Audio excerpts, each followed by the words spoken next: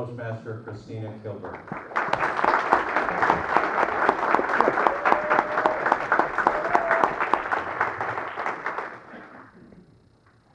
Många utav er vet att jag kommer från ett annat land, right? Yes. Yeah. Mr. Contest Master, fellow Toastmasters, and all of you out there with funky accents. Many of you know that I come from another country, right? Right. And most of you, well, I didn't say another planet, I said another country. And many of you also know that I was born in Sweden. Yeah. No, not Switzerland. And their cuckoo clocks and cheese and overpriced chocolate. Sweden.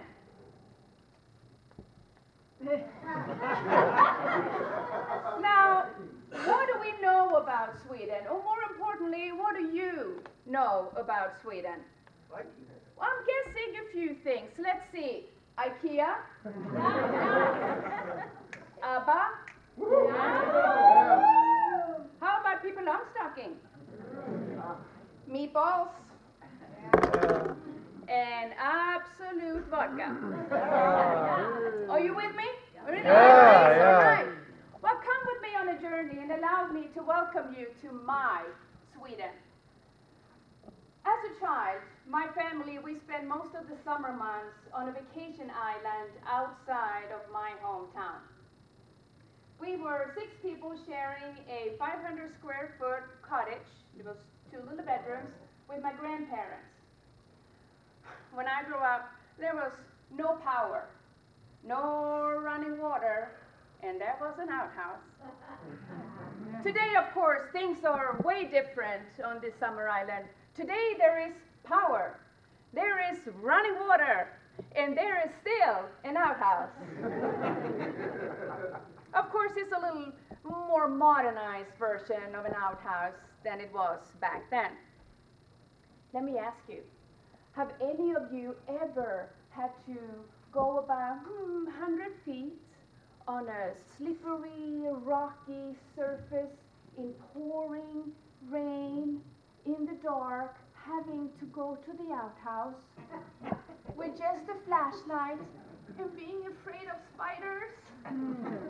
Yes. But at least we didn't have cockroaches and snakes. Now, what does a child do on an island like this during the summer? Well, we had games. I'm telling you, we had games. We would play skipping rock. We would throw the rock and hope that it would bounce several times on the surface before it sank. We would fish for shrimp and crab and put them in a bucket, and at the end of the day, when we got tired of the fish and shrimp, we threw them back into the ocean. We would bake jellyfish cake. I'm telling you, when someone had a birthday, we would make this cake, and it started with sand from the ocean, or goo, and we would put that on a tray, and then we put some seaweed on top of it, and to really decorate it the most beautifully, we would put this see-through kind of jellyfish, not the stingy kind, you know, with 4 eyes, and we would put that on top, and we would go to the person, happy birthday! If it was dark out or it was raining, it's Sweden after all, we might be watching TV. Now you may wonder, how on earth could you watch TV? You didn't have power. Oh yeah, we would bring out the big 9-inch TV, and we would watch black and white news at 7:30 every day. Of course, it was Dad's rules, 7:30 news, black and white, and it was powered by a car battery. You know, you make it happen. And if you really needed something fun to do, you could always play cards with the grandparents. There is one very important celebration in Sweden every year at the end of June. It's midsummer. Big important event. And there are several steps that needs to happen during midsummer in Sweden. It starts with, well, my island, of course. All the families would gather. We were about 30 houses, so all the children and all the parents would gather, and we had our midsummer pole, maypole. It was a big wooden cross, and it would lay down, and we would all decorate it with greeneries and flowers. Yeah, island, rocky, not a whole lot of greenery. We took whatever we could find.